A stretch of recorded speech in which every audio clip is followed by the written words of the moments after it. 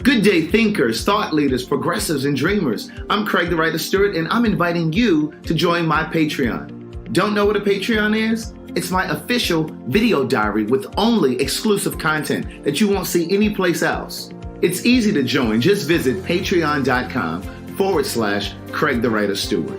Here's what you'll find on my Patreon. A day in my life, whether that's dinner with friends or a typical workday.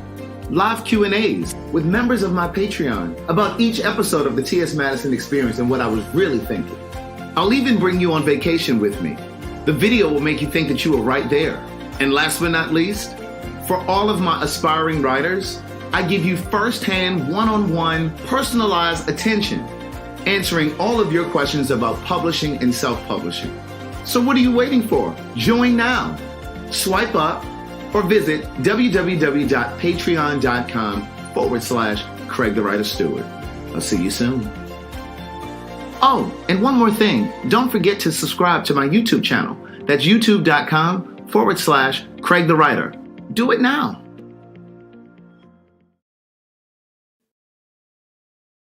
One of the best parts of life is when you can admit the truth to yourself about yourself. Cyberspace is a world where one can become something he isn't, but everything he dares to be.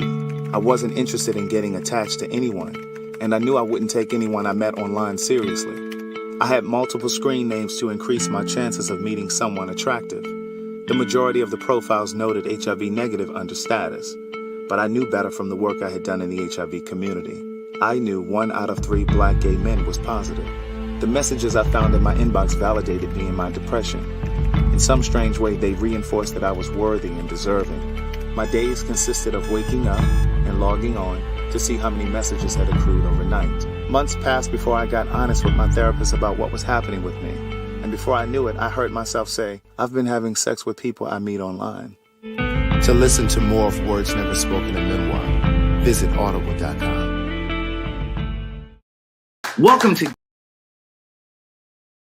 Welcome to Gay Like Me Conversations, where we discuss all things central to the Black LGBTQ community.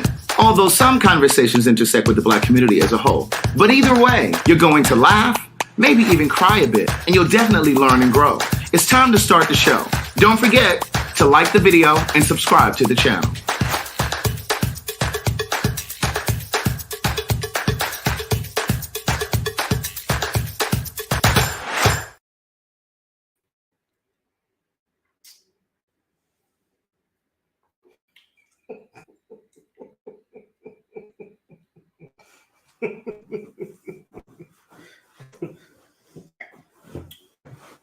You ready? Are you still drinking? I'm always ready. Are you really? Hey, you guys, long time no see. Well, you've seen me. Well, yeah, well, I mean, because you don't work. So, I mean, you have nothing but time. You got nothing but time. You got nothing but time but to be on here. This is work. Oh, that's all right. Well, you have an alternative job.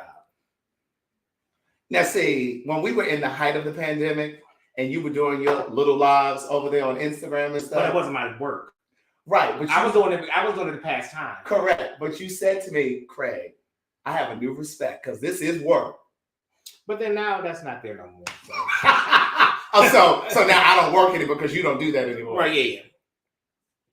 Now, I don't work a traditional job, No, you but don't. please believe I work. I was shipping out orders to Adrienne. Is it Adrienne Lowe? I shipped a book to her. Tanaka. Somebody else. Dion. You interrupted me. I'm trying to post this. I was trying to find the thing. Hey girl, hey boy. I haven't said that in so long. Hey girl, hey boy, hey. Good day, thinkers, thought leaders, progressives, and dreamers. I'm Craig the Writer Stewart. And I'm Derek J. And we are here with a Gay Like Me Conversations. You've been emailing us or emailing me. I'm saying it's blurry. I know it is blurry. But I don't know what's going on. I don't know why it's showing blurry up there. Let me see something. No, I don't know why it's blurry. It ain't blurry on my end. It's blurry up I there. think it but is blurry. It's not blurry right here here on the screen. Oh, we keep freezing. I don't know what's happened. Are we freezing? Oh, it does look like it's moving in slow motion. What's going on? God, Craig got me on his internet plan. Yeah, Derek's house. My internet is good and strong, child. I got all of the other things. Well, apparently not. Yeah, look, it's nice and strong. Maybe it's the laptop. No, I mean, it might be shit. I don't know. Is there? Do you think we should maybe look at the camera settings? Camera. Go here. What? High definition. And what's this? Did I change something? No. Well, hold on to this one. Let's see. That makes a difference. I guess we should have did. I guess you should have had some type of run through. I don't know, child. That's what's happening right now. I don't know why we ain't no technicians, child. We just right. We just all we know I do is press the live button. We just gonna chit chat. Yeah, we're gonna chit chat. Let me hit this refresh button though and see what happens. Well, refresh and see what happens.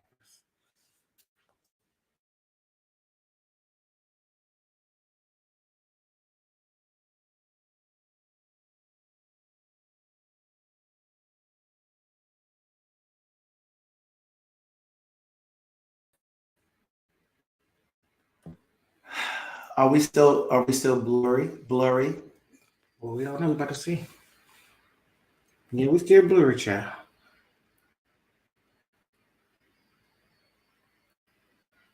Oh, what's happening? It looks a little better. Let's see. Okay, let's restart. We'll come right back. So how we gonna do it? We're gonna restart and get cut off. We back. Let's close out and come back in. Yes. All right, give us a second. Give us a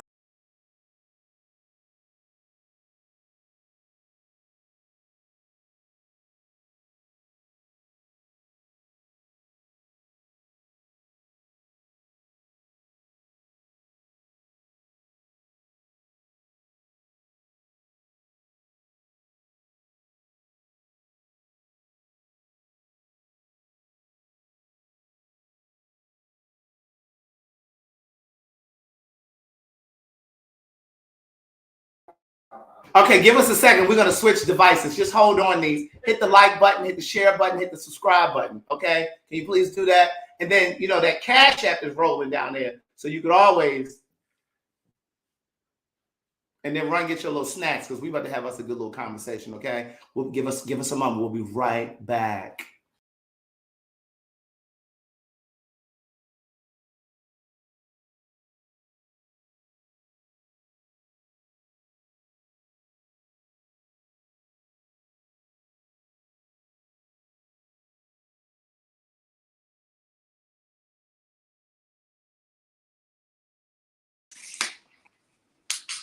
Well, let me mute this. There we go. No, leave that there. Oh, let me move this on. Okay, there we go. Because then we can see the comments. Okay, bam. All right. All right, Craig. You might know do a little something.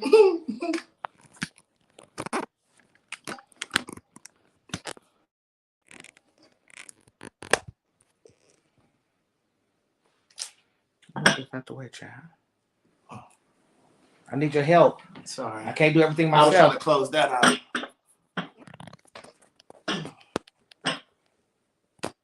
Okay. Then maybe Come down some more. There we go. Bam. Move this up. good catch. Look at the way I caught that. Oh, child.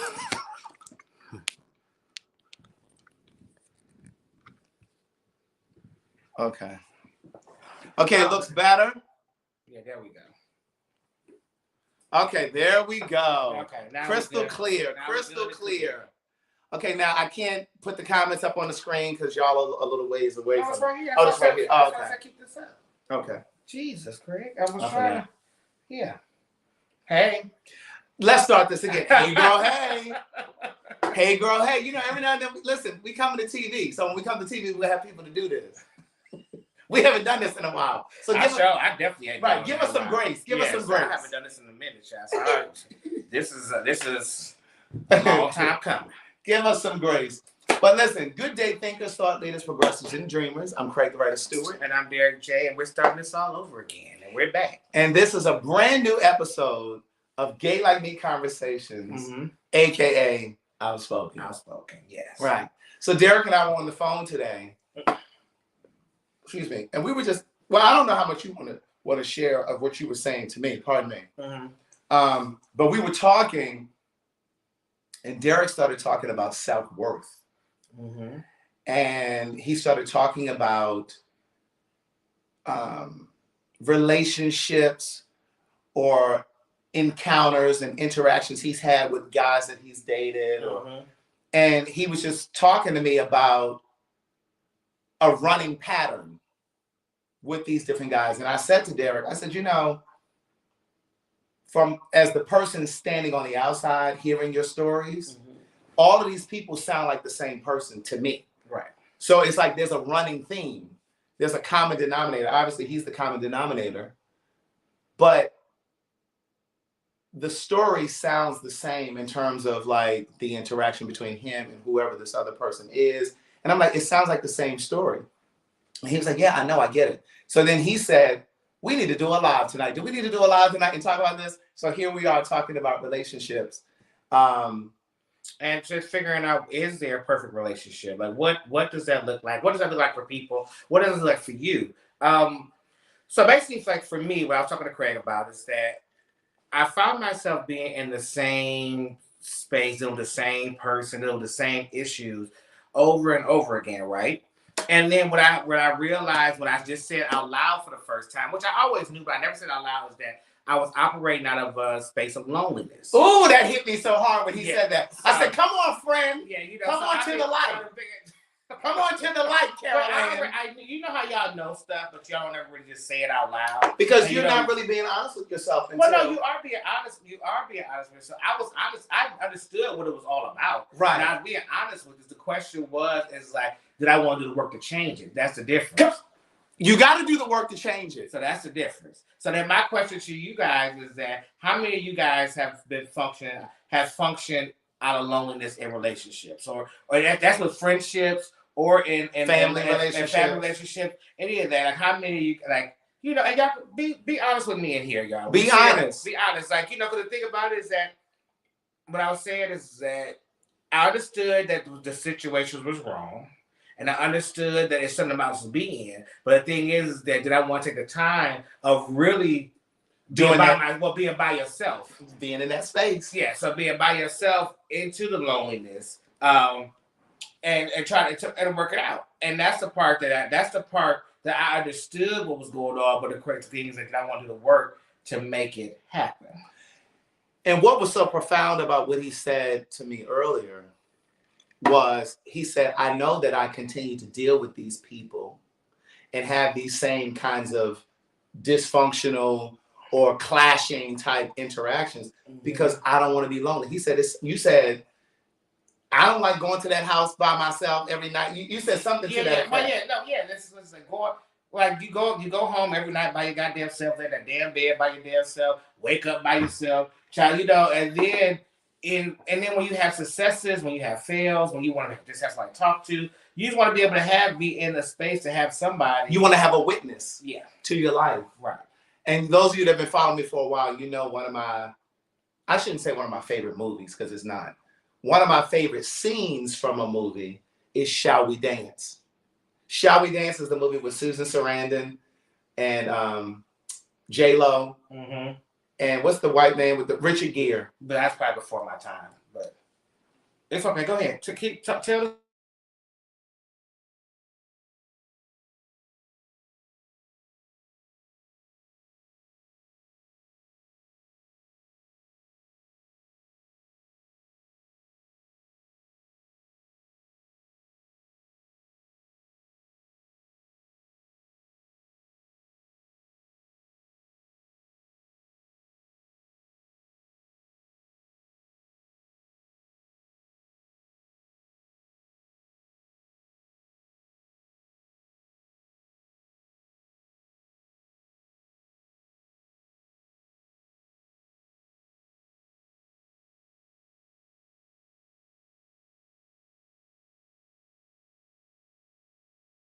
Okay, can you hear us?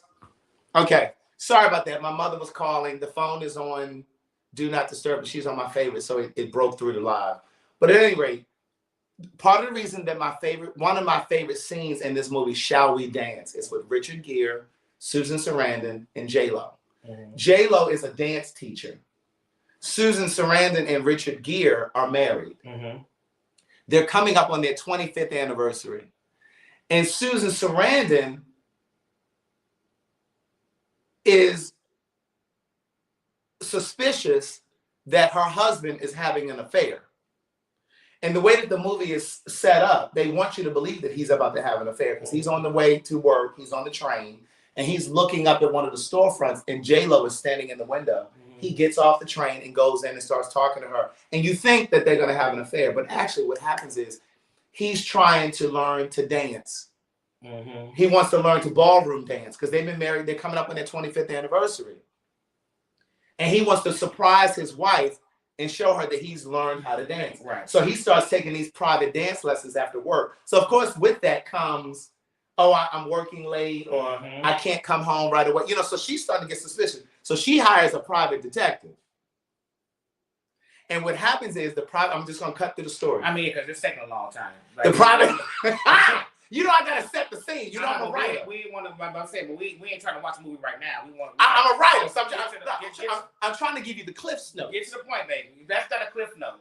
Okay. These are the Craig notes. Right. So you know I have to tell the story. I know, but come on. Okay, land the plane. Yeah, yes. So what happens is she hires a detective. She and the detective meet after several weeks, and the detective says to her, "Your husband is not having an affair.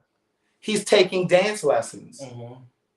And so she's still offended because she feels like he's living this life that I don't know about, right? Mm-hmm.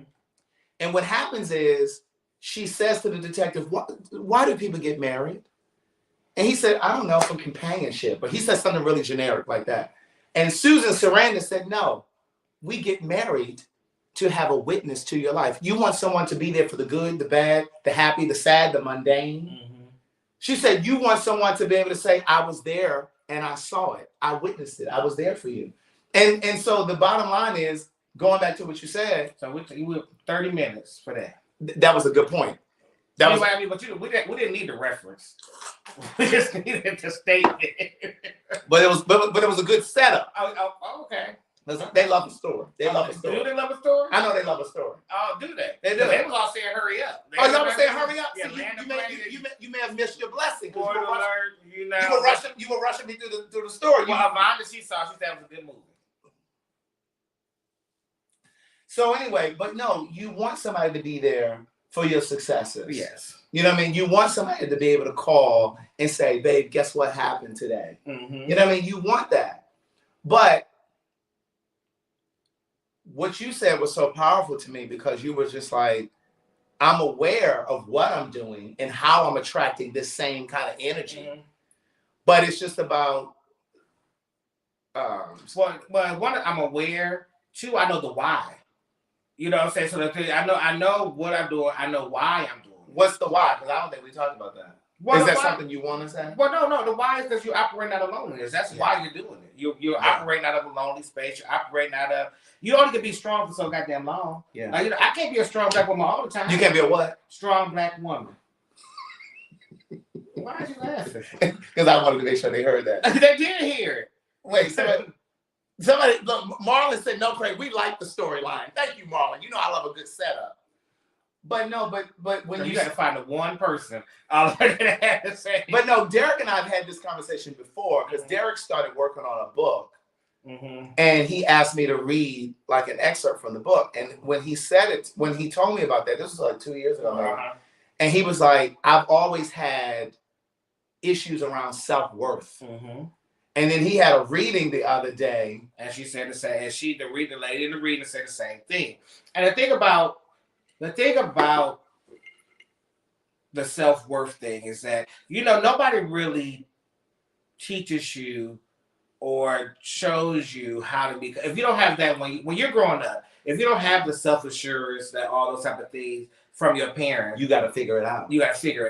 But if you just never figure it out, so for me, it was always just putting on an air of confidence, an air of success, an air of all those things. And you thought that all those things equaled up to being to having self-worth, but and self-esteem and self-esteem, and it really doesn't. It doesn't. And at all, it's just that those are all the accomplishments that you have gone through life. You know, you just worked hard towards, but it doesn't really equate to self-worth. Wow. So that I didn't really understand what that was until I was in my damn 30s. And I was like, oh shit. Like, wait a minute. Like, I'm doing all this for me. I'm doing all this, you know, I'm being me. Isn't that what self-worth is? And it's like, yeah, no. And the other thing too is it's like you're masquerading as a person who has self-worth and self-esteem and knowing. Well, I want to say that because the thing about it is that I'm only being me and I'm only being who I am. Mm-hmm. Now, because of who I am, you just assume that I have all that. Yeah. I never told you I did. Yeah. You just think, because see, the thing is that visually, that's what the issue comes. You look like you walking around with, but yeah, visually it looks like you have it all together. So we all just assume like, oh, okay, oh, he got it together. He got it together. Oh, God, he is so confident. He's so this, he's so that, and that's what y'all assume. I never told you. And the thing that you said to me today that was so profound too was, you said you have sensitive feelings and things hurt your feelings, and people just because you don't show it, people assume that didn't bother him. Yeah, they just say like that don't bother you. That ain't nothing. I'm sorry, I'm reading y'all stuff too. Yeah, they just assume that it doesn't bother you. You know, you good. You know, he don't care. You know, and that's what a lot of people just assume that I don't care about a lot of stuff. Yeah. Oh, that was just that shit scared me. They assume I don't care about a lot of things, which I do care about a lot of shit. But the thing, I just don't say that hurt my feelings. Yeah, when you did that. Right. Yeah, but I can relate to that first part because I think this is just my perception. I think people, see me as this strong person who's outspoken and all this other stuff, and they just, they think that nothing affects me or bothers me or hurts my feelings. But there are things that hurt my feelings, and I think sometimes people think that because I have, and I do have a strong personality, I get it, I know that.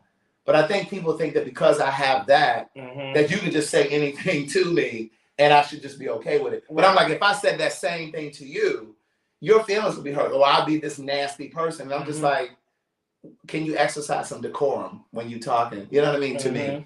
But going back to the whole part about self-worth. Y'all do know that. Y'all know that's how Craig get down, y'all. What? Y'all know Craig. You know Craig like to talk. What they say? I just let Derek do all of this talking. What are y'all talking about? Go ahead, Craig. Go ahead. Back to self-worth. When we talk about self-worth. So when I think of self-worth, I mean that whole thing when I say all the time about when you know your name. Right. Like when you know your name, there's certain things that you just put an end to. But what you were saying earlier was you understand that you need to work on the self-worth piece. But what are the tools to do that work? To do that work. Right. That's the part that people don't really tell you about. You know, the thing is, like, everybody has all the great advice for you, but nobody tells you how to do something. How to get to it. They say, hey, save money. It's like, okay, great. But how do you save money? Like, is me putting $1 a day, is that really saving money? Then how do I turn to save money into wealth? Like, what is that? Like, those are things that you have to do. People say you need to have more self-worth. You need to, but what are the tools to do those things? Like, what does that look like? And nobody really never tells you that part. And yes, therapy helps, but the thing, like I said, but therapy, for me, I've been to therapists and I've talked through with people, but when I go to a therapy, I'm like, hey, I know what's wrong with me. So let's get to how we need to fix this shit. Right. You know, but they want to start from the beginning. Right. And I'm like, I don't need to begin. I don't need to go back to the beginning. I know. I'm fucked up at. So, but to answer the question, the overarching question, there is no perfect relationship. I don't think there's any perfect relationship. And so when people look to celebrities or look online to like internet couples or whatever, and you're assuming that things are perfect, it's never perfect. It's never perfect. There's always work to do. And I believe strongly, and I've said this for so long, those of you that have been watching me for a while, relationships are designed to grow us. Mm-hmm. All relationships have an expiration date, whether we want to believe it or understand it or recognize it or not. And it doesn't mean that the relationship has to end because somebody cheats or because somebody changes their mind and want to go be with somebody else. It doesn't. We all have to die. So the relationship has to end. So my point is, when I say that, it doesn't mean that I don't want to maintain the relationship for as long as I can. Because if I get into a relationship, I want it to last for as long as I can. I'm going to do my part to make it last for as long as it can. Mm-hmm. But at the end of the day, when that relationship ends, whether it's because somebody cheated or because somebody died or whatever happens, there are lessons that you're supposed to pull from that. Mm-hmm. And that relationship should bring you to a point where you really are forced to look at yourself. Mm-hmm. If for no other reason, that's what that relationship should do. But now my question to you and to you guys is that, does what a relationship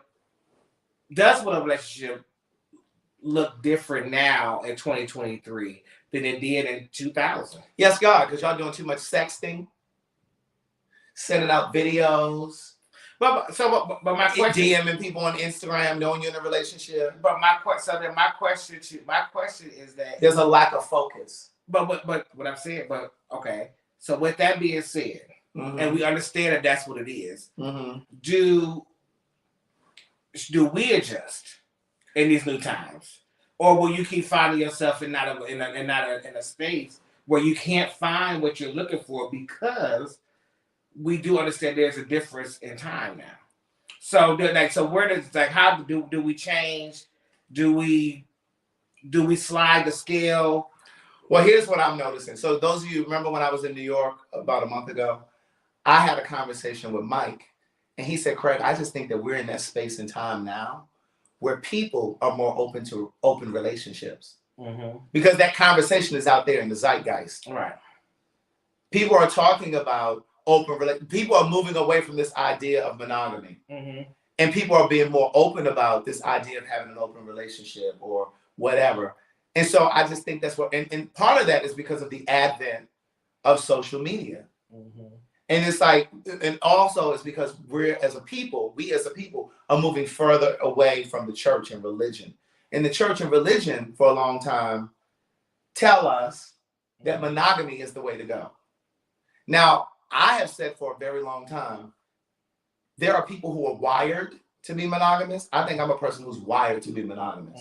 And that doesn't mean that I can't cheat, but I just think at my core, I'm wired to be with one person at a time. But then there are people who can just kind of do whatever, can kind of be with whomever. They're open to open relationships. They're open to threesomes. They're open to, living with their partner, being with their partner, but having sex with whomever they want, because in their eyes, it's just sex. For me, I think that if you're going to do that, then you need to be forthcoming about that so that you're not misleading a person. Because I think, and I say this all the time, whatever you're looking for is also looking for you.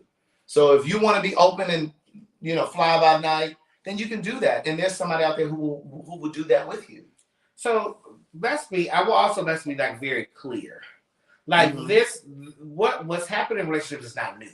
It's just open. It's just so open. So the thing and that's is, what I'm saying. People are being more vocal about it. I know, but the thing is though, would you have been okay with it just not being open? Because the thing was, they were doing it anyway. Yeah, so they were doing it. Your mama, it just wasn't exposed. Your mama, your grandmama, your granddaddy, your dad, they all was doing it. It just wasn't as open as it was. And the thing about it is that you got to understand what are you willing to put up with? You know what I'm saying? And like I said, I know you said it before. I know I said it before. You said, well, you haven't been in a relationship yet, so you can't really say this. But I got sex to some people is just what that is. It's just sex. It doesn't have any kind of emotional attachment. Doesn't mean they don't want to be with you. Yeah, but my thing is, if you're going to do that, then you need to be forthcoming with your partner. Right. You don't have this whole thing going on. But the thing about it is that if I know that I really love you as my partner, and we have a great time together, and we go. But I do know that you won't accept this part of me. Yeah. So the question is, do I risk losing you to be forthcoming with you? Yeah, because I don't want you to deceive me either. Well, it's not deceiving. It is.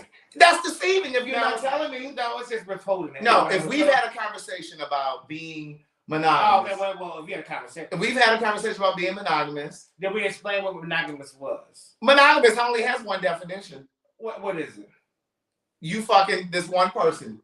Mono. No. Let's look it up. Let's look it up. Hold on, Monogamous. And so it's like you don't just then get to you don't then just get to change the rules without having a conversation with your partner. What does it say? Involving marriage to one person at a time. Mm-hmm. A second one is having sexual relationship with only one person at a time. Having only one mate at a time. Correct. Now, but see, I could take the first. But see, but these are little points. These are They all stay with one person. But the first definition is involving marriage to one person. Yeah, but that's only one part of it. Like Lee said, the prefix means one. Mono means one. I get it, but that's one marriage. No, that's one relationship, one sexual partner. And again, if you've decided that doesn't work for you, right, then you need to have a conversation with your partner. Right. You don't just go and change the rules without having a discussion and then leaving that other person in the dark.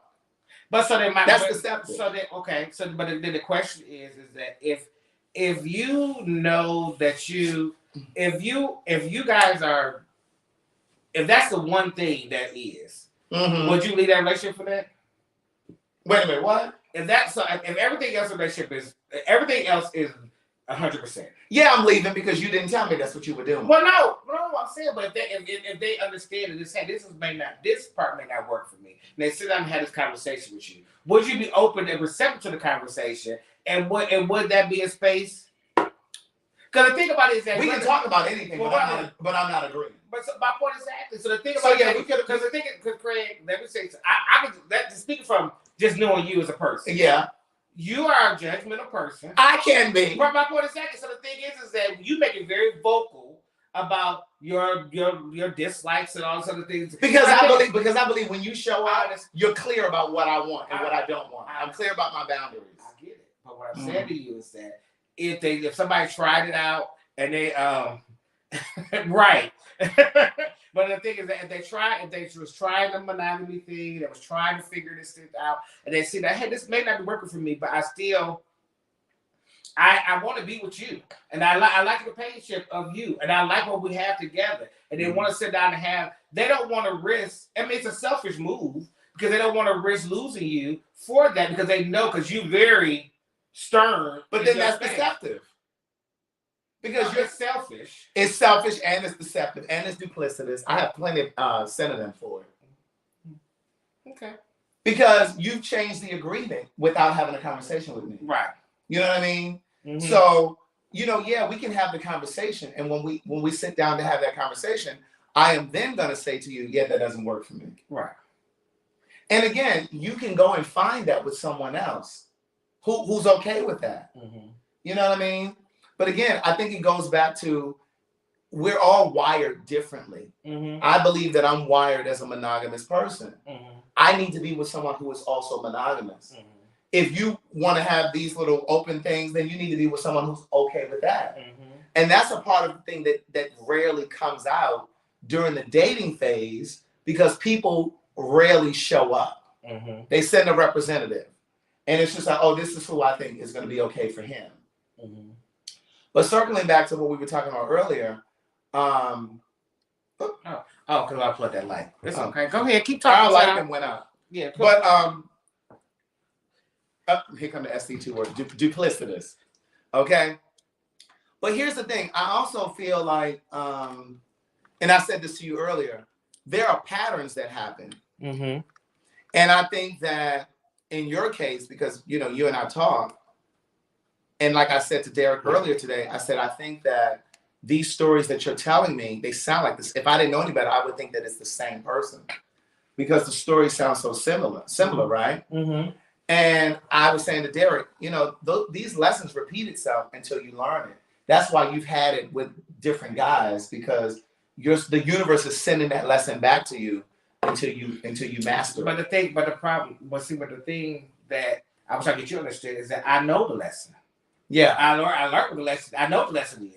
But the problem in that space is, are you willing to take the time to sit in that lonely space and go through the work for it? Right. And that's the part that I wasn't. That's the willing to part. do. Right. So I understood the lesson.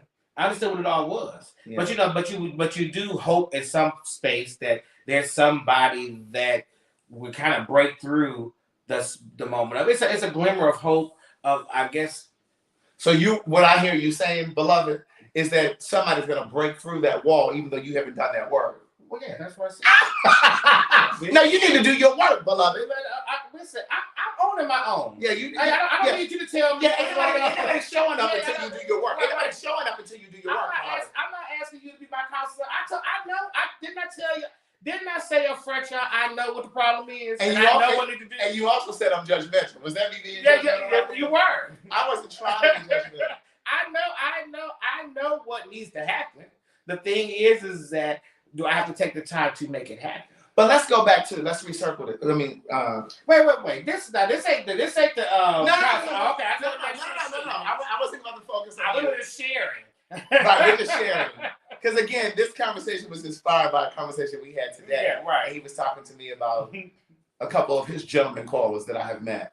Mm-hmm. But also, we're talking about self-worth for you. All right. But what about self-worth for them? Because maybe they're showing up, because sometimes we attract similar energy. So what if they lack self-worth as well? And then here you are, two, for lack of a better word, two broken people, right, trying to build on broken. You can't build on broken. Mm-hmm. Well, but what we do understand is that most people, we do understand that most people are broken people. Yeah, we all are. Yeah. But you got to be willing to admit that you're broken. Well, that's true. Because some ain't admitting it. No. I mean, a lot of people don't admit it. And then you find yourself in a predicament where you're forced to face it.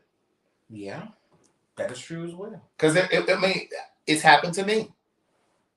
You know what I mean? Mm-hmm. Like before any of you knew me, I went through my phase where I had to be broken down.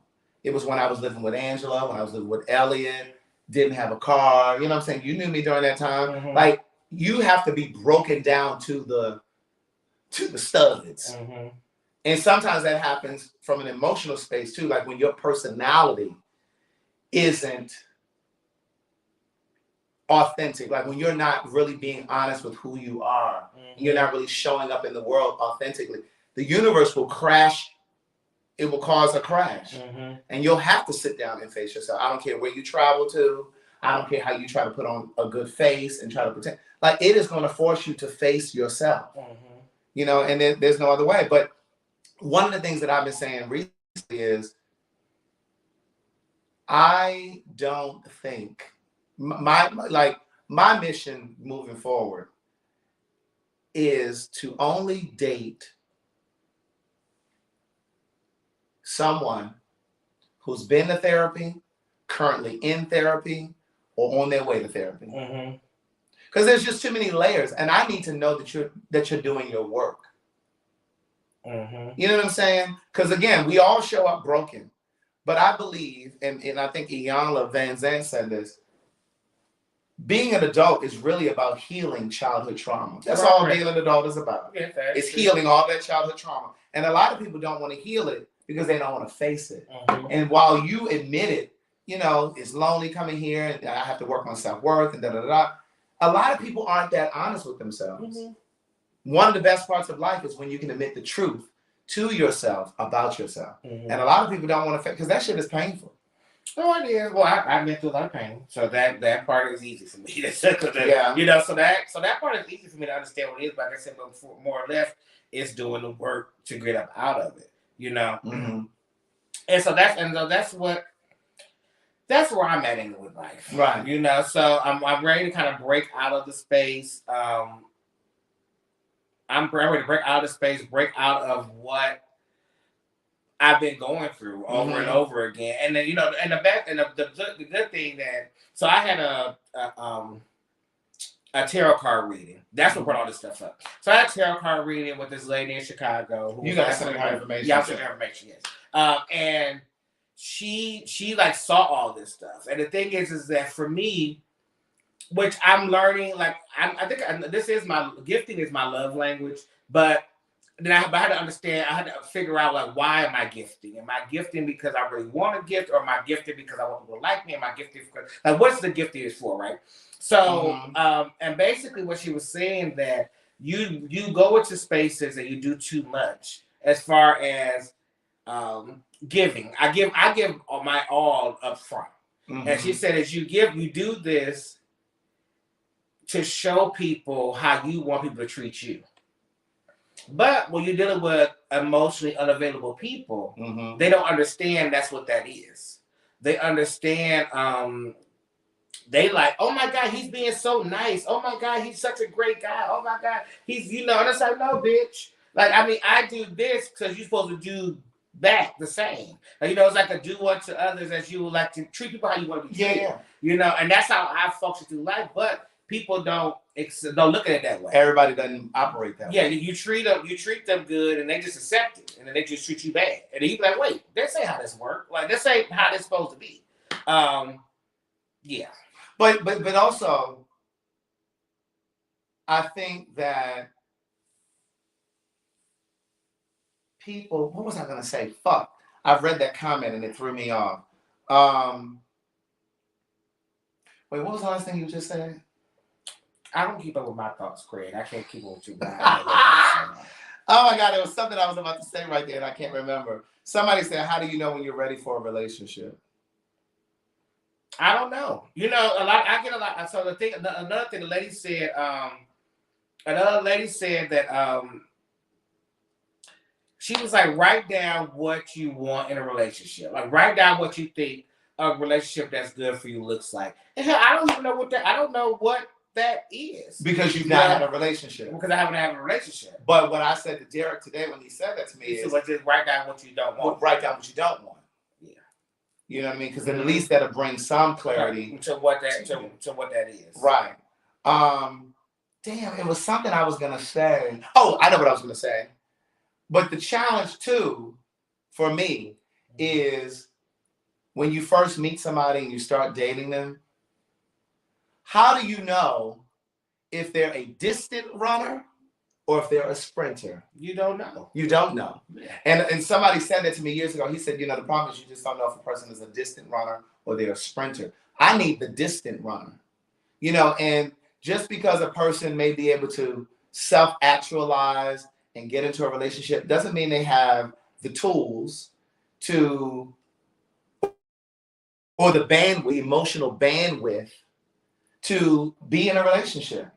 Because there are so many ebbs and flows in a relationship. And well, post your question, Will Kim. And you know, and the truth is, you just don't know who has that staying power, who can sustain. You know, and so for me, I'm in a space now where I'm really starting to shift how I see relationships. I've always been, because again, I think at this space in time where we are in life with social media and then all of this conversation now about open relationships and polyamory, like people are more versed about that. You know, they're more open about it. They're not ashamed to say, oh, well, I want to be with more than one person. And it's almost like it's opening up this new thing for so many people. And so it's almost like trying to figure out who still wants what you want. You know, and I don't know. So for me, I'm kind of reevaluating relationships. You know, I used to be a person who felt like I wanted to cohabitate with my partner. I wanted to build a life with my partner. But and this is not just a gay thing. It almost feels like this is a people thing. This is not a gay thing. This is not a straight thing. This is a people thing. It almost feels like we're all not we're because I'm not, but it feels like so many people are just open to the idea of cheating as long as it's on the side and nobody finds out. You know what I mean? Or like with the DMs and the texting and all. And let's bring it down to the gay men. It's like one of my fears has always been like being with somebody who's into the things, and I don't know that they're into the things. Right. They're going to sex parties in the middle of the night. They're going to bathhouses in the middle of the night. They're hooking up with people in the middle of the night. They're messing around in the gym when they say they're going to the gym, but they're really fooling around in the gym. Like, or they're going to the park. This is a everybody thing. That's what I said. It's not just a gay thing. That's why I said this is an everyday thing. I said, but specifically, I want to talk about gay because like that seems to happen a lot in the gay community. It happens in the straight community. I'm not saying that it doesn't, but I don't know no straight folks that's busting around going to the park as a thing to do. That's something that the gays do. Well, no, the straight men do it too. I'm just saying. Who they doing it with? The prostitutes? No, I'm saying no. They a lot of people that's in the gay jet group is straight men as well. Like I'm saying, the thing about it is that they just don't. The thing about it, the problem, the reason why we say that, that's just like saying everybody say Atlanta is the gay city. It's not that Atlanta is a gay city. It's just that more people are openly gay and out. Right. So the thing is, straight people do it too. A lot of those men that be jacking off and doing stuff in the gym are straight men. They just don't. They don't talk about it with their friends. See, the gays we talk about with each other, so they do it too. So let's just be clear. We're not doing no subsection or anything. I'm not saying that because I have a straight female friend who used to go over there to Match.com and she would meet guys, fuck them, and wouldn't call them, or she'd block them after she fucked them. And what I'm saying is there's something to that. Right. You're not like gay men will often say, "Oh no, I just enjoy sex." No, there's something in here. There's something going on in here or in here. I don't care what you say. There's something that you're longing for. You're in search of something. Well, people they like that. I understand that people like it, but it's something. Go ahead. What you understand they like? Well, because people will always say whenever I bring this up, people will say, "Well, no, I just do it because I enjoy sex." No, it's not about enjoying sex. What? People like the adrenaline rush of that maybe getting caught. That's what I'm saying. But that's not sex. Go ahead. Thank you. Listen, people they like all the stuff that come along with it. They like the voyeurism of it all. They like it's their thing of it. But I think there's some sort of sex addiction attached to that. Because it's like if you have a house or an apartment, why the fuck are you in a gym or in a park risking getting your career? But that's the adrenaline part of it all. But that's what I'm saying. There's something. That's what I'm saying. There's some work you need to do. Yeah, but it's not the addiction part of it all. That's just they're addicted to the hype. I mean, to the. No, I get it because listen. Once upon a time, there was a boy named Craig, and he wrote a book called Words Never Spoken. And so he was in the Park Addiction. No. I ain't never done that. That wasn't my ministry. But there is no lesser of the two evils. They're all the same to me. Mm-hmm. I was in the comfort of my home. And I would be on Adam for Adam and stuff like that. This was before Jack. And I wasn't always having sex, but I was addicted to the internet and the attention that was coming through those messages. Mm-hmm. I was addicted. Those messages pacified the pain, the emotional pain that I was in. I was at a functional depression at the time and didn't realize it. Right. So that's what I'm saying. So when people are going to the gym just for the purpose of hooking up, or you're going in the park to hook up or whatever, you're searching for something that's in here. All right, so I know I get that part. Yeah. But what I'm saying is that you can't just chop it up to a sex addiction. You know, you can't just say that's what that. You can't say that's what that is. That's what I'm saying. We're not out here trying to self-diagnose those people. Correct. Correct. You know, I'm trying to keep very clear that it's other reasons. You're searching for validation. Yeah. You're seeking validation outside of yourself when the answer is right here. Mm-hmm. So that like when you see stuff where guys be talking, and I'm speaking specifically about gays, not all, obviously. But like I've seen where they talk about they having like a cum dump where one guy is letting a bunch of guys just come in and fuck him and just come inside him, and then the next guy come. Like something is missing. Yeah, but what I'm saying, but women do that too. I'm not saying women don't. Okay, I'm just saying, you know. Yeah. No, but then my question, but then we can't discredit the fact that they might just like it. I get that, but what I'm saying is there has to be something. It doesn't have to be something. No. There is something. Right, but no, you cannot say that because that's empty. Craig, so what, Craig? That's just like a hardcore vegan person that's a raw vegan. Like, you have a problem because you like to eat meat. No, that's not the same. It's the same thing. No, that's not. No, let me tell you why it's not the same. It is the same thing because they strongly disagree with it.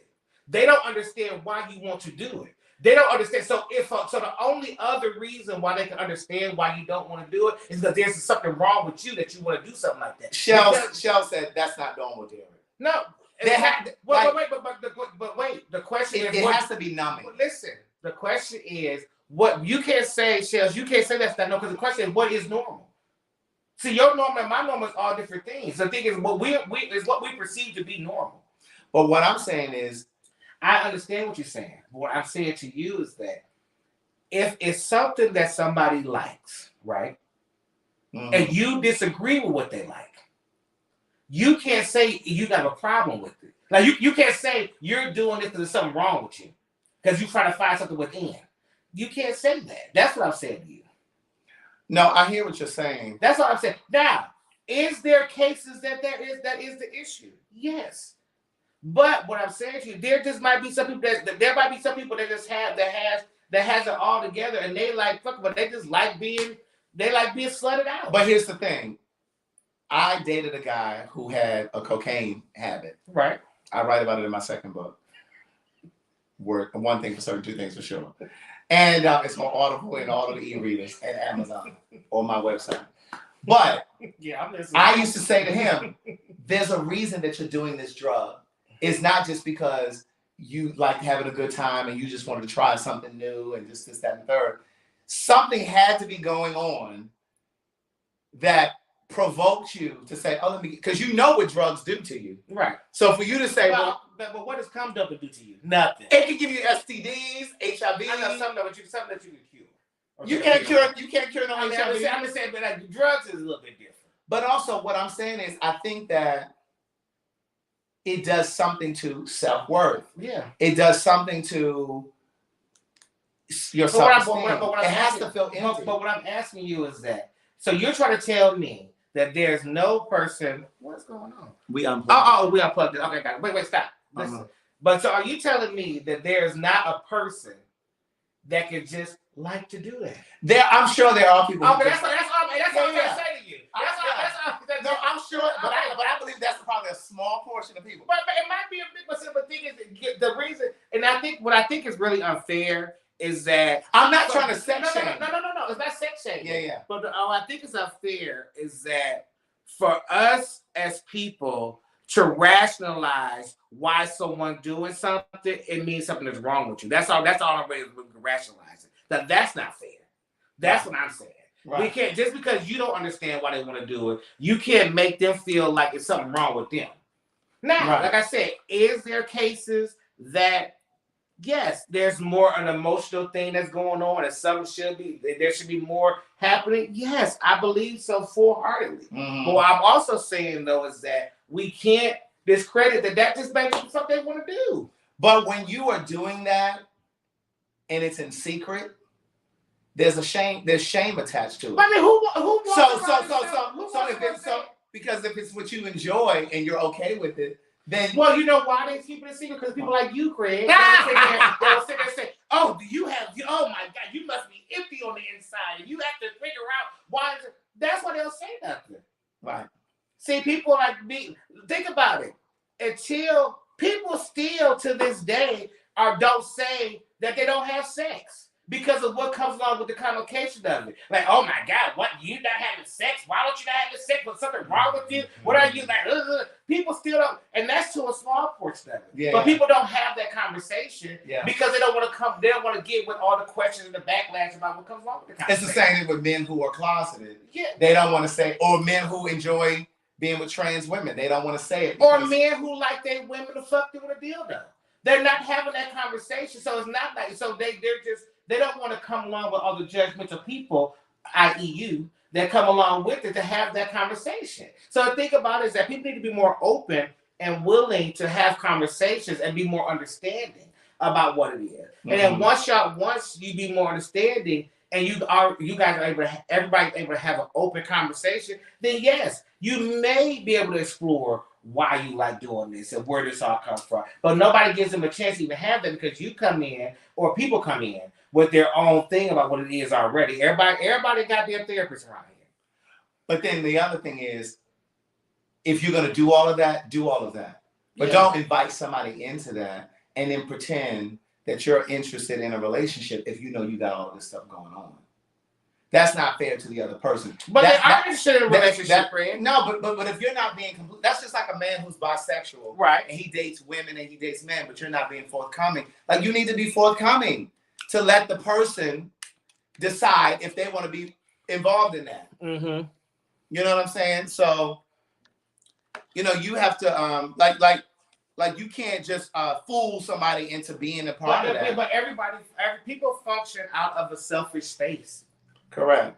That's the thing, and yes, it's selfish. It's just a selfish space. Yeah. People, they don't want to lose. They don't want to lose it. Right.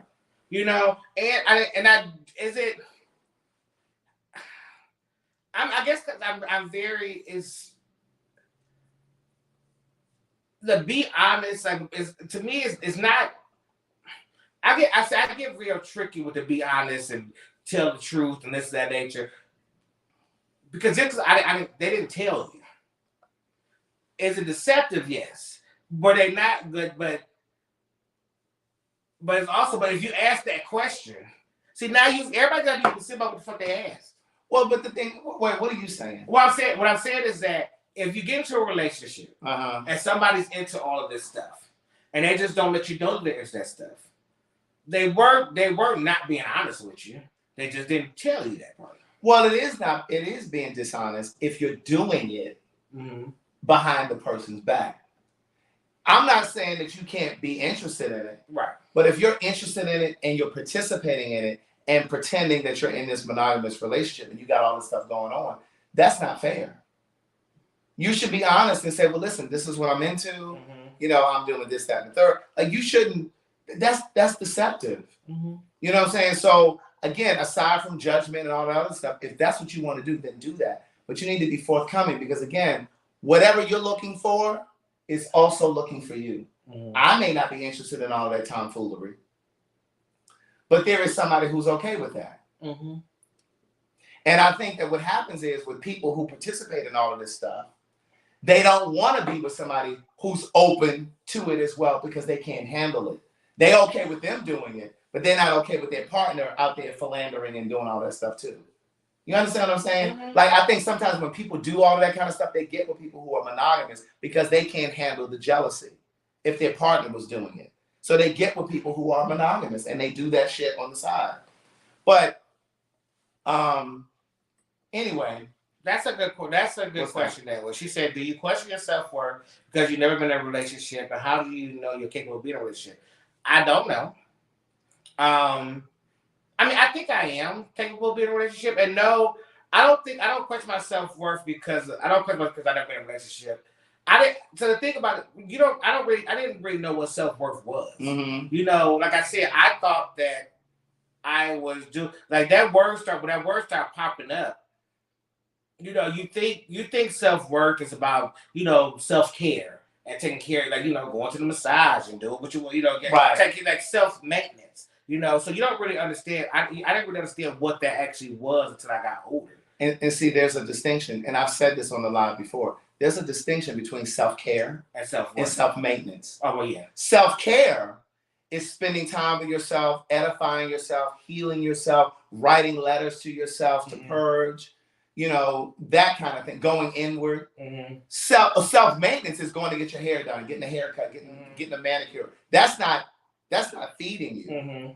So there's a difference between self-care and self-maintenance. And what I've been doing recently is self-maintenance. Now, I've been doing self-care, but there's also been some self-maintenance too. Mm-hmm. Like I went and got a body massage and, but that self-care is spending time with myself, Mhm. listening to certain things, feeding myself, listening to audiobooks, listening to certain music, writing letters to him. Mhm. You know what I mean? Just to purge. Mhm. You know what I mean? Just being very intentional. But you know, a lot of people don't. A lot of people think because they go and buy themselves a new purse or new shoes that that's self care. No, that's self maintenance. Right. That's self gratification. That's instant gratification. Mhm. That's not healing you. Well, I would say I didn't really start questioning my self worth until I got into a space where it was multiple people. Yeah. So like most of my career and my space has been just me. I didn't really start questioning my self worth until I got on Fashion Queens, where it was 3 of us now, not just myself, and I'm functioning in this space. I was wondering if you were gonna bring this up. Oh yeah, I didn't want to bring it up, but go ahead. Oh yeah, no. I was functioning in a space on the way that I normally function, and I saw that it wasn't getting the same reaction as it normally did when I was by myself. Mm-hmm. And so I'm just like, wait a minute, what the fuck is going on here? Like, you know what I'm saying? I'm thinking, and then when you're in a space of 3, and when you're in a space of 3, and you're functioning in a space of, you know, let's make sure we all look good, but that looks different to different people. Yeah. And so then when you're in that space, you start feeling like, oh shit, what's going on? Like, why am I like, then I started had to deal with feelings of why am I feeling this way? Yeah. What is going on with me? Like, what's happening here and what am I feeling? And I didn't understand what those feelings was when certain situations was happening to me. I didn't understand what those feelings was. And during that time I was on Fashion Queens, a lot of stuff had happened where friends that was friends for a long time were no longer friends, and there were other things. So a lot of things was happening all in that space, all in one space, that had me doubting who I was as a person. You know, and so, but instead of working through that, you just slap a smile on your face, you push through it. And so then, so for three seasons, you just push through. Yeah. So then now, but we don't really realize that 3 seasons of pushing through gives you 10 years of fixing. Woo! So that was a word. Well, I mean, it is. But you had said something and I don't know if you want to go into it, but you had said something earlier when we were talking about, you said how you would do certain things because you weren't the ideal. Oh well, yeah. So the thing about it is that, and I know a lot of you guys can relate to this. I'm trying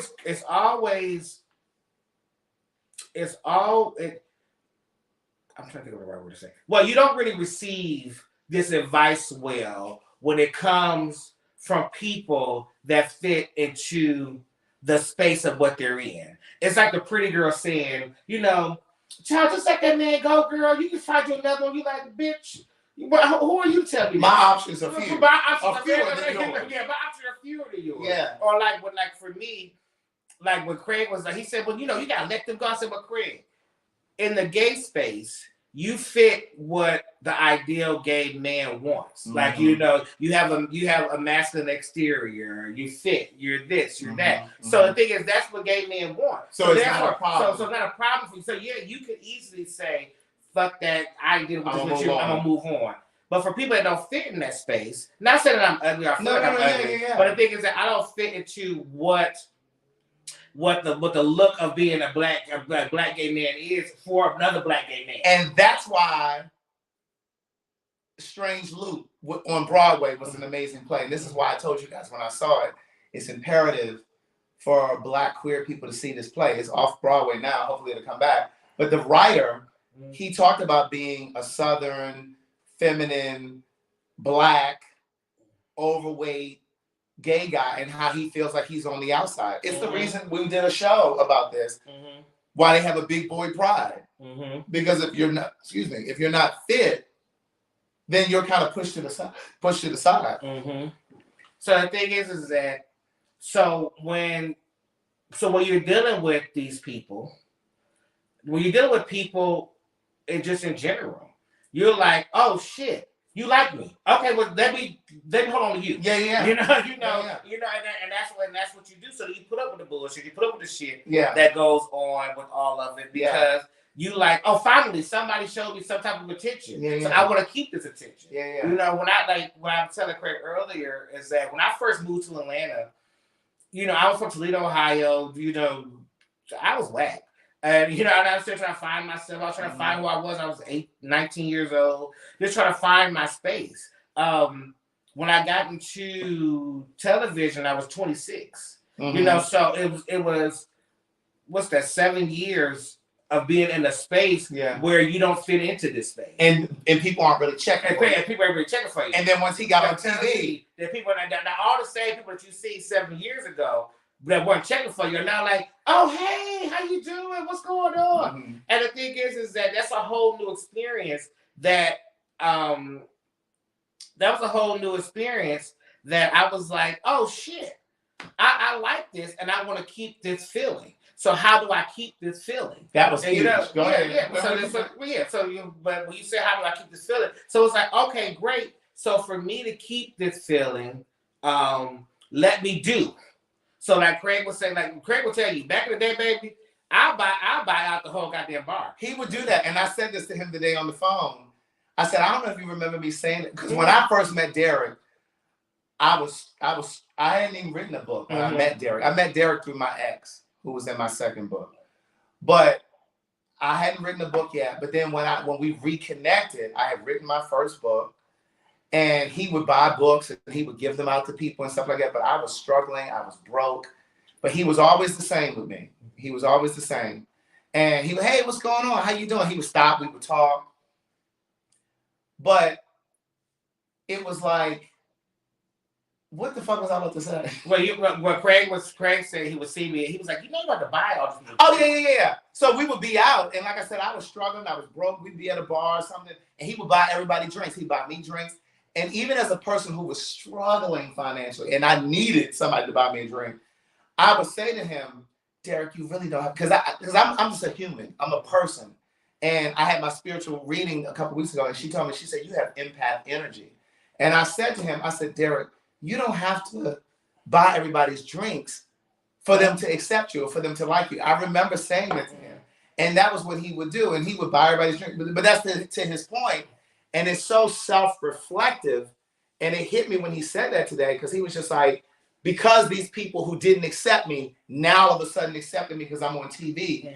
The way to keep that interest is to buy drinks for everybody, to be likable. It's the same way that somebody overweight overcompensates by being funny, because they think that they can distract you from their weight and just just think about their funny. You know, so that's very self-aware. Like I said, I'm very aware of what's happening, why I do things, what I'm doing things. But the thing about it is that when people make those type of decisions, they think about the moment. Yeah, they don't really think about they don't think about the outcome. They don't think about what happens afterwards. Yeah, they don't think about the after effect. They just think about what's happening right now, and I think it's a great. It was my drug, if you would say. Yeah. You know? So the thing was like that was my high for the moment, and then and it made you feel good, and then you go back home, and then you got to come off. Now, can I circle back and just kind of tie it? That's what I think happens with people who are just being slutted out. I think that that's their drug. Yeah, you may enjoy it, but I think on some level it has to be some sort of drug. It's like pacifying you in that moment. But it also can just like it. Maybe they just like it.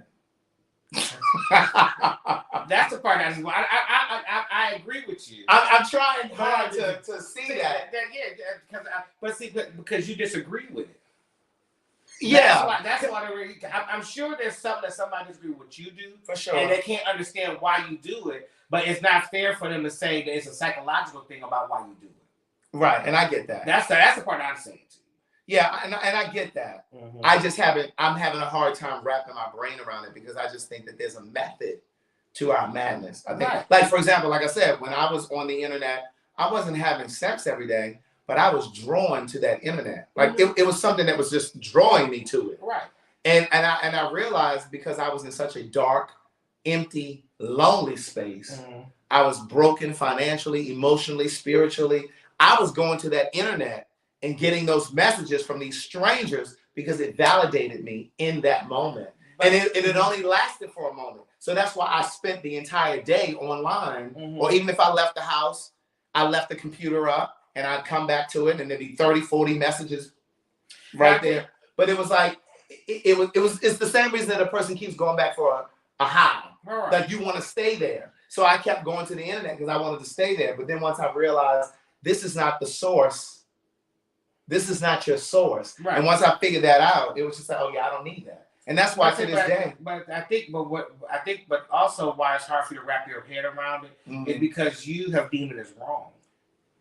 And that's where all this gets tricky at. Right. You know what I'm saying? That's just like trying to explain to the racists that Black people can use the same water fountain as you. Right. But they think the shit is wrong. No, you can't. No. You can. I cannot imagine me drinking some water after a nigga.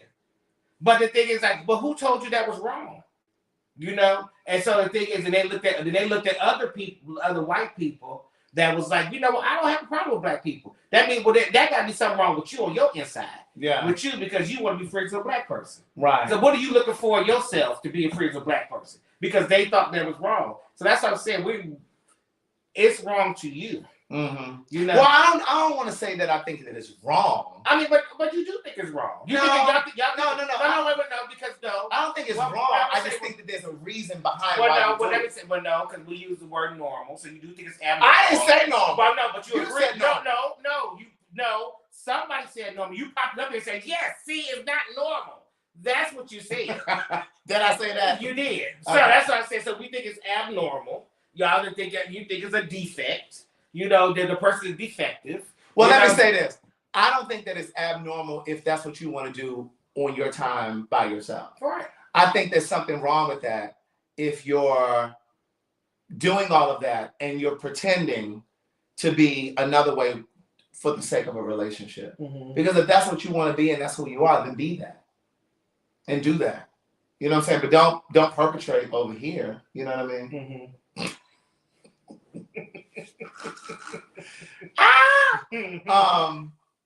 But no, I don't think that there's a perfect relationship at all.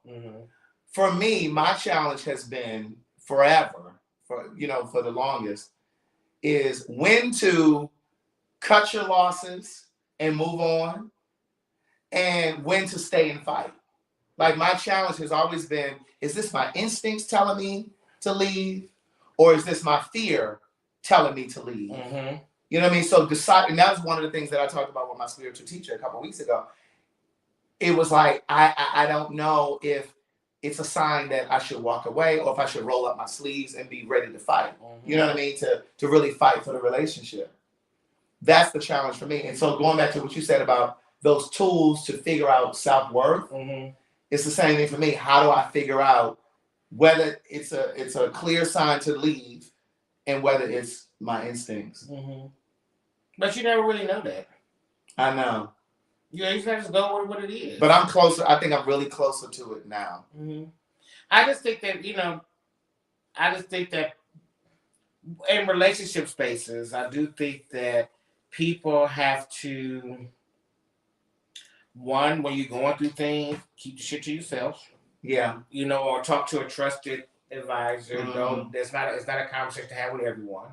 Because the thing about it is that when you decide that you want to stay or go, then people don't look like you crazy. Right. See, that's why I said, let me tell you something. A rule of thumb for me, how I function. I don't want to be friends with your boyfriend or your girlfriend. If I'm your friend, I don't want to be friends with your friends, but with your man. No. Because I don't want to be attached to none of this bullshit. Right. So when y'all decide to break up, then great, we all break up. Right. You going back to don't call my phone. I don't got none of your right. Because my friend is here. Right. See, like, what about Mac Jones is a good friend of mine, and I love his boyfriend, but If they break up, but his number, like, if you does call me, every time I'm like, who is this? The number ain't saved. you don't even have his number saved. No, don't set that. When we text, I delete the text thread. I don't want to have no things with you in my shit.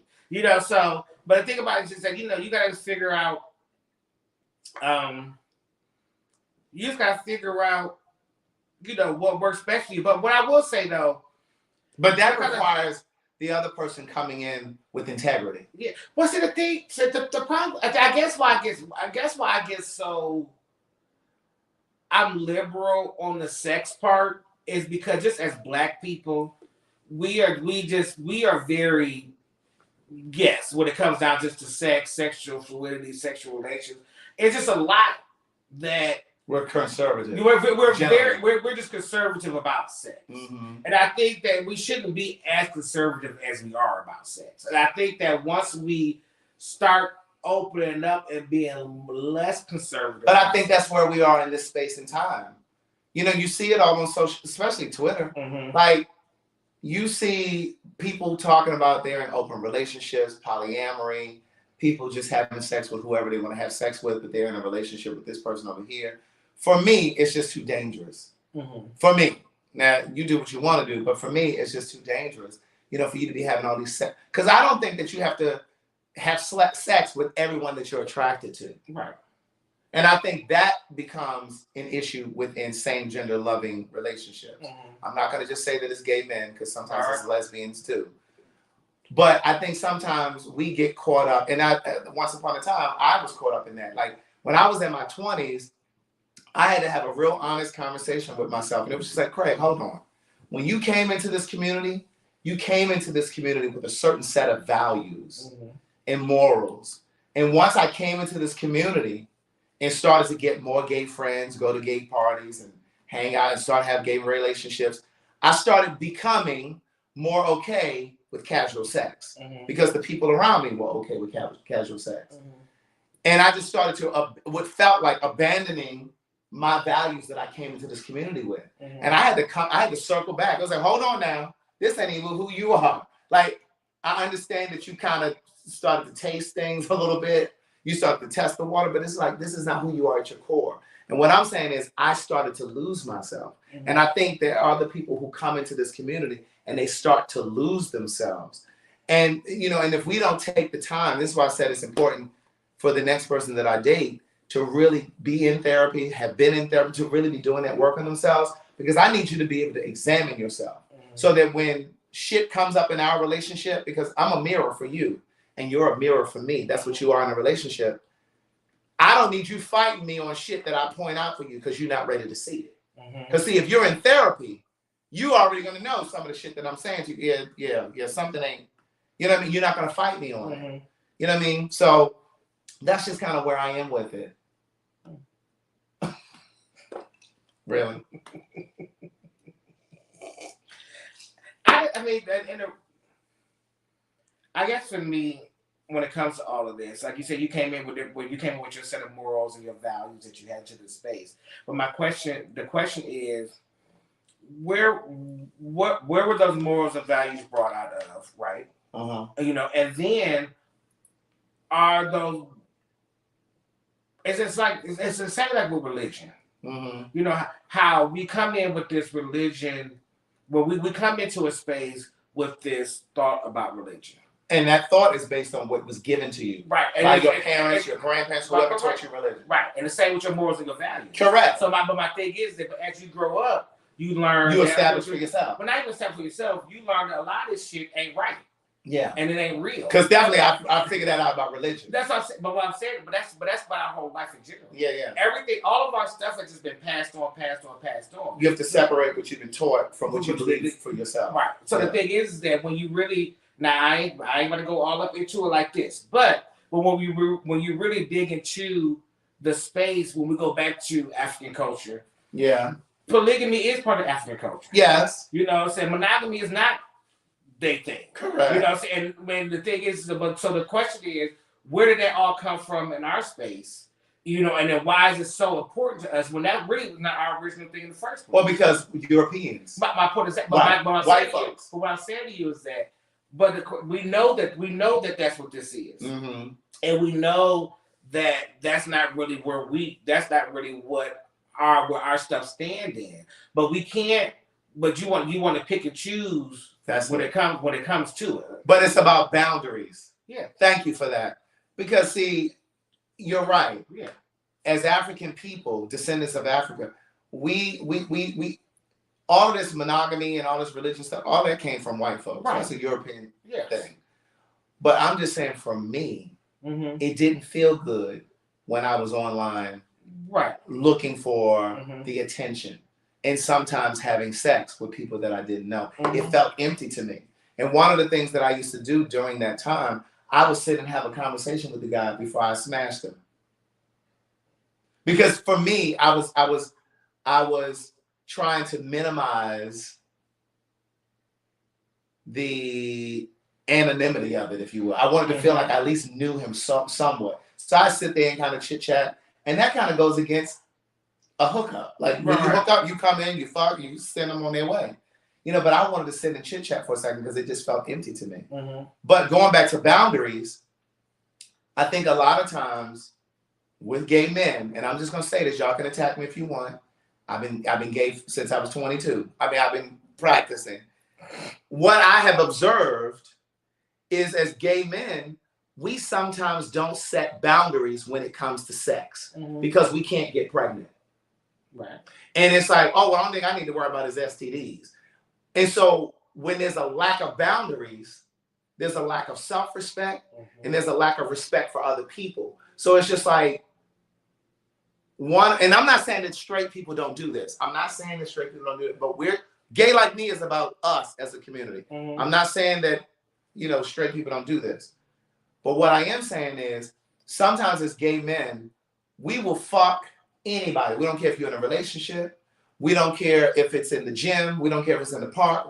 It's almost like we have a lack of boundaries. If I'm attracted to you and you down with it, we're going to go ahead and do it. And all I'm saying is, where's the self-respect? It can't just be willy-nilly and we just going to do what the fuck we want to do. Well, that's just men. But again, yes. But again, I don't even want to just ascribe it to just men, because we often say in conversations, oh, well, men are just going to cheat. Men are going to be men. No, you have self-control as a man. You have dignity as a man. You know what I mean? So it's like, where do your boundaries come in? You know what I mean? So for me, because to me, it's just almost like anything goes. And when I look at social media, I know y'all might be tearing me up. I don't care. But these are things that I've been thinking about. When you look at social media, when I look at Instagram and I see the gays from Atlanta that I know, and they might be visiting Miami, or they might be visiting DC or New York or LA, and they're commingling with other gays in those other cities. Social media really shows you how close the world is. And it further shows me, at least, how so many of us are fucking the same people. Well, not me. Well, right, because you haven't had penetrative sex. Yeah. But I haven't been sucked in a while either. So you haven't sucked in a while either? Oh. And since I had my braces.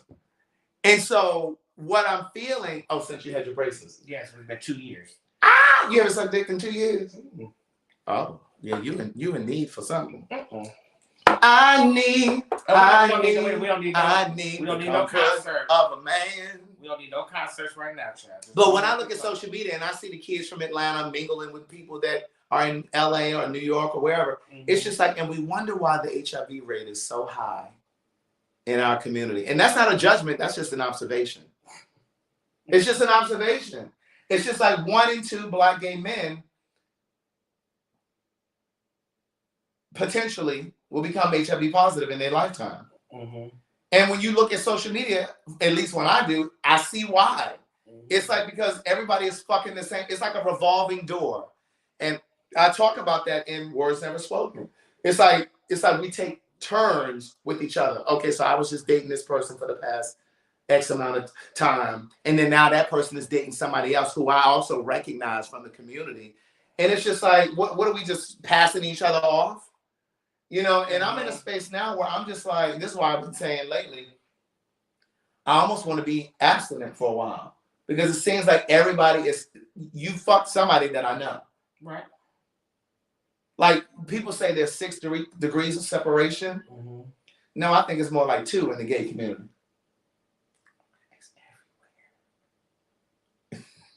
Derek said it's everywhere. It is. The thing, I mean, I like, listen, because you know, when I have clients, I have done many clients that have been dealing with the same man and don't even know they were dealing with the same man. Right. And I only put it together because I listen to them talk about the same person. I'm like, wait. Yeah. Do you know so-and-so? Yeah. Like, you know, so that all of it all works in the same. Yeah, no, for sure. I know so that. Like, you know, no, and that's why I don't like giving this. I mean, but that's why I said the gays is a mess, but I just don't like giving them such. Oh, you said you understand that the gays are a mess. They are, but everybody a mess. No, and they are, and that's why I prefaced my statement with this isn't just specific to the gays, but we talk about gay issues and so. Yes. And it's the same thing when we talk about black and white things. Mm-hmm. Yeah, there are things that white people do, but when we're addressing black people, we're not trying to heal white people. Right. We're talking about black people and what we need to work on. So for the people who jump in the comments and say, well, white people do this, we ain't talking about white people. Right. We talking about us. Right. You know what I mean? But yeah, so it's just. I just want to give all you straights on here the jaded vision of what gay people Right. That's what I'm just saying. Right. I'm like, y'all do what you. Yeah, y'all definitely do. You know what I'm saying? Our audience ain't just gay. Yeah, because there's a lot of women straight. Yes, I don't want to. Yeah, so that's what I'm saying. Did y'all hit the like button? Hit the like button and the share button and the subscribe button. Make sure you subscribe to my channel, Derek's channel, and the Gay Like Me or Outspoken channel. Yes. But yeah. Mm-hmm. So, but yeah, that's all I have for the night. I think that's all I have for the night too. That's all I have. I think that's all I wanted to say. Mm-hmm. You should. I mean, you said a lot. I mean, your judgy ass. I'm not trying to be judgy. It's all right. I'm not. It's in your nature. You can't help it. Well, no, but that's why I keep referring to that. That's why I keep referring to the books, because I understand that before I wrote Words Never Spoken, I was online too. But you gotta remember, Keith, you do gotta remember, all of these older judgy gays, they forget about their past. No, wait. They just look down and judge the rest of the people that doing the same shit they was doing. And you know, so that's what you gotta offer your help. You gotta open your heart. You are an elder. So you have to have an understanding and have an open arm to these people and help them through the situation instead of pointing fingers and judging. That's what I'm saying.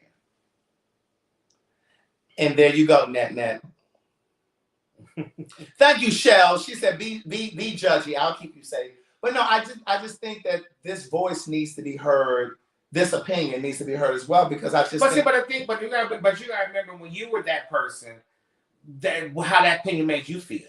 But I would. And the thing about it is that, the difference is that when you were that person back before internet, people weren't able to say the stuff like this as loud and as vocal as you're able to say it. Well, I'm going to disagree, and I'm going to tell you why. Because when I was online and doing all that stuff, my friends were older. Right. And so, like, when I was like 26, they were like 37 or whatever they were, right?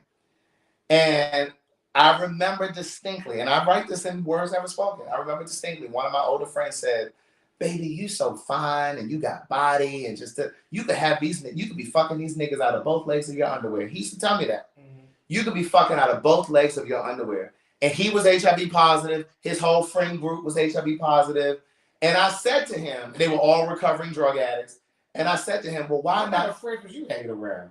Listen, and so I said to him, why not pass me a different baton, though? Mm-hmm.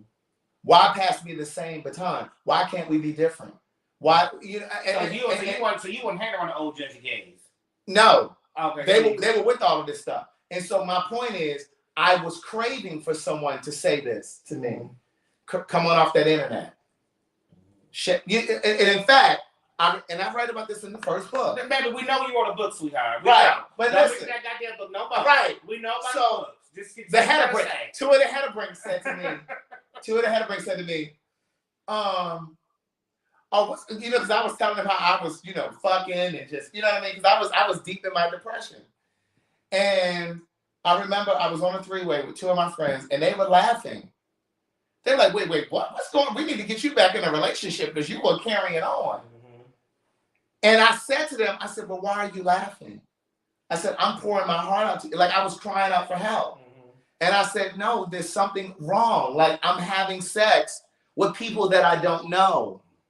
And this, to me, that feels incongruent with who I am as a person. Right. And so I was reaching out to them and they didn't give me what I needed. So that's when I ended up going to therapy.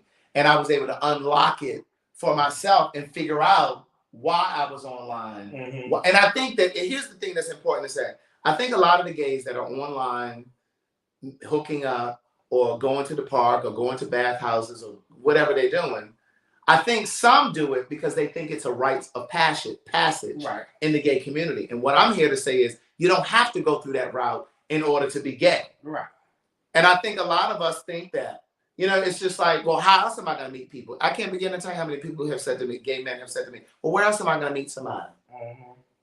And I'm like, you meet them just like you meet anybody else. Like, you don't have to meet them through a sex avenue or a conduit to sex. Mm-hmm. And so I'm saying this because for the young gays that are watching and for the ones that are my age or older or whatever, you don't have to connect with people through these sexual channels. That's all I'm saying. Well, no, but that's not how you say it. That's the problem. I can only say it the way the Lord gives it to me. I know, but no. You got the thing is that what you said right now is very opening and understanding. That's not how your message comes off. That's all. It's very damning. That's what I'm saying. Okay. That's okay. Well, I'll work on my delivery. That's what I'm saying. Dear Lord, please use my words. Yes. What you just said was very eloquent and it's very like I understand. I see you. Mm-hmm. See how you deliver is very much. I don't see you girls. Y'all not on my level, honey. And y'all are damaged goods.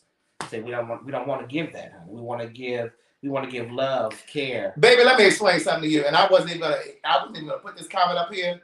But little do you know, is little do you know. Only I know what's a great fit for me. Okay, and because I have a level of decorum. I'm not going to go into specifics about what happened with me and Carlton. What happened between me and Carlton is between me and Carlton, who I decide to share it with. I'm not sharing it on here because it's not my story alone to share. But if I shared it, you wouldn't be making gross statements like that when you don't know what you're talking about. Well, you can't be self-centered. I can't be self-centered. But the rest of that shit she typed don't have nothing to do with it. And then I think it's important to be self-centered. You know what I'm saying? I think it's important to sometimes be self-centered. It's okay. It's a part of knowing your name. But no. And I've ignored a lot of the comments that people have made about what they think happened with me and Carlton. Was he exposed too much on the live? And it wasn't none of that, boo. None of it. But and I'm not going to be compelled to tell you all what was going on. When I talk about it, it will be on Outspoken. It will be on TV. Mm-hmm. And it would lend itself to a conversation where somebody can learn and grow from it and maybe see themselves in it. So I'm not going to just talk about it just for the sake of satisfying your curiosity. Craig was waiting on that one tonight, baby. No, I really wasn't. So, okay, well, you know what? Craig, what about his third book? You know, the third book is a book of quotes. Because you know Craig wrote a book. I wrote 4. CraigTheWriterStewart.com. You can purchase yours. I'll sign them and send them out. But no. So again, we said this at the top of the video, but I know some of you may have logged in after. Outspoken, we're supposed to start filming. We don't have a tentative date yet. Originally, what they said was we'll start filming in like March, perhaps April, and the show will start airing in June. But anyway, so I talked to Suzanne probably 3 weeks ago now. Mm-hmm. And we were just catching up over the holidays and that kind of thing. And she said, you know, she would reach out to Chicken Soup for the Soul. Because we partnered with Chicken Soup for the Soul. Those of you who may know Chicken Soup for the Soul. They sold 500 million books. They own Crackle TV and all that. So we don't know what network it's going to be on just yet. Right now, they're pulling together the resources to pay for the show, and then we'll be able to tell you what network it's going to be on. But yeah, so that's where we are with that. But we wanted to pop on here tonight because I've gotten a few messages from you guys saying, well, when you and Derek gonna do a live again? Da, da, da, da.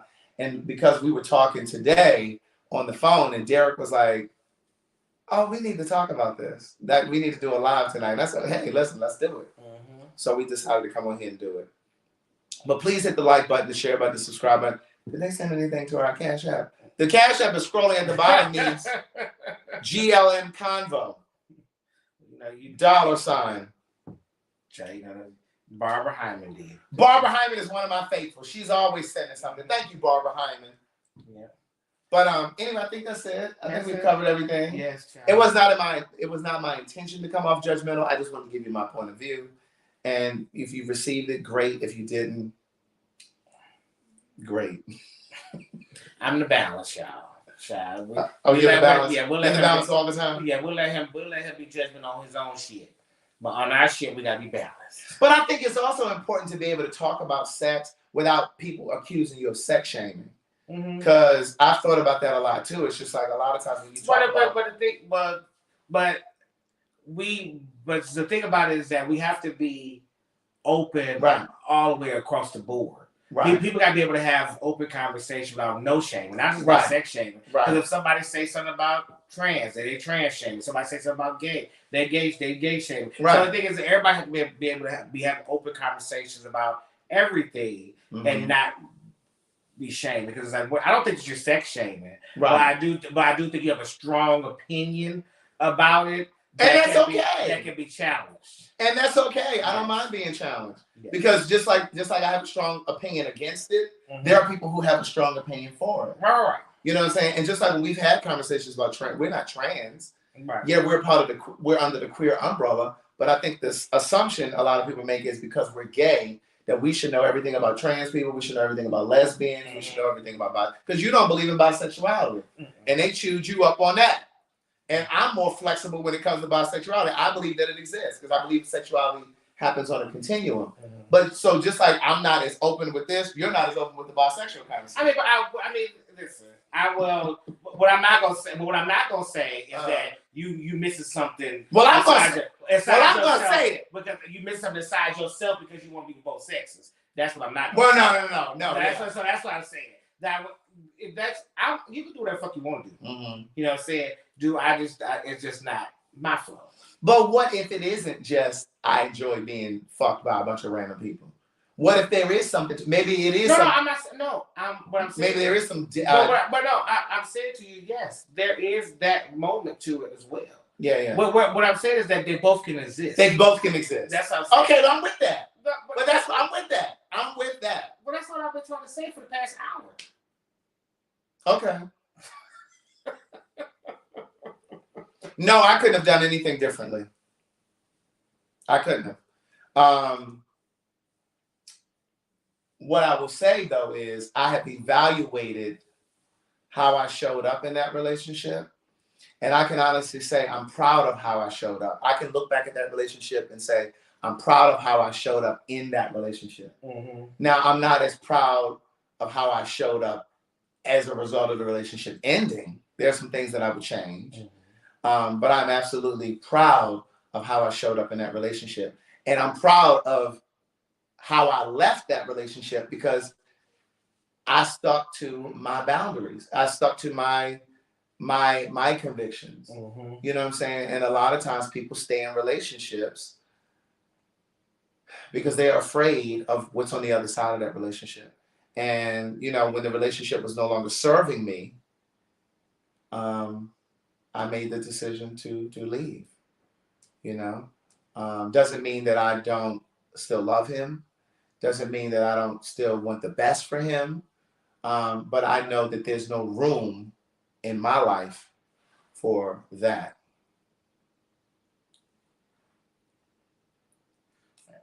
We're going to end it on that. Yeah, we're going to end it on that. Because if I say anything more than that. I want to say. Oh, but wait, let me say this. I will say this. Go ahead, say some more. In this healing process, this self-care phase that I'm in, I'm also learning things that I need to work on, things that I need to change about myself, things that I don't like about myself.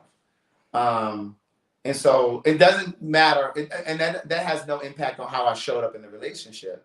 But just as a result of the relationship ending, I'm realizing that there are things that I need to work on. Because again, I think relationships are designed to grow us. And no matter how painful they are, no matter how big those lessons are, you know, you have to kind of go through it. And so that's what I'm learning. And I've cried. Somebody asked when was the last time I cried. I cried yesterday. And I'm just purging and I'm releasing it. In fact, on Wednesday, I woke up in tears. I woke up at 6 a.m. and I was in tears. Like, as soon as I woke up, my eyes just started tearing. And in that moment, I imagined myself hugging him and saying to him, be safe, be careful, and take care of yourself. And that was it. And that, I believe that I was releasing. Well, I want to answer this question. Okay. So the thing about Tanae and Joy is that I don't have when I say we don't know much about lesbian trans, but I don't want to learn about lesbianism. I ain't no lesbian. I ain't trying to sleep with no woman. I don't even know nothing. So that's why we bring people on that can speak to it. I don't want to learn about trans. I don't want to be about. Not that I don't want to learn about it. I don't need to dig into it. Right. I know what it is. But I don't need to know about y'all life and everything, because that's why we bring people on to have those conversations. So right. But we say that because we don't want you to think because we gay that we're the be all say all of it all, because we may say something wrong. Exactly. We may say something that doesn't fit in that space. Mm-hmm. That's why we say it out. Yeah. That we don't know about it, because we don't. And we're not going to run away from topics or conversations out of fear of saying the wrong thing. That's why we're here. We're learning just like you guys are learning. Mm-hmm. Crying is cathartic. That's what you mean there, Daryl, not lethargic. Lethargic means tired. You mean cathartic. Sweetheart, don't be trying to correct. No. I'm not trying to be rude when I say that. I know what you were saying there. And then somebody said, Craig, I thought we weren't talking about Carlton. Somebody asked me 2 questions about it. So that's why I brought it up. And I'm not giving him power. This is a part of my healing. This is a part of my self-care. Mm-hmm. This is a part of my release. So I'm not giving him power at all. But anyway, so that's it. On that note, I think we're done. Yeah, we did. Are we done? You don't want to keep talking? I'm sorry. But then you kind of brought it back about the lesbian. No. Because you were still talking, baby. I said bye 3 times. Now, are we going to say bye? Are we going to say bye again? Or you want to take this one? No, I just put the okay, I just want to make sure you scroll through the rest of them. Make sure you don't got to do no more grammar corrections or anything before we leave. At any rate, you guys have an amazing night. You sure? Is today Wednesday? Today's Tuesday. Oh, today's Tuesday. Yeah. So somebody asked in the comments, are Keon and I going to be live tomorrow? No, we're going to be live on Thursday. Mm-hmm. So listen, thank you for watching. Thank you for sending something to the Cash App, my Cash App, this Cash App, whatever. Mm-hmm. We appreciate you for watching. Please hit the like button, hit the share button, hit the subscribe button. We'll see you next time. Bye.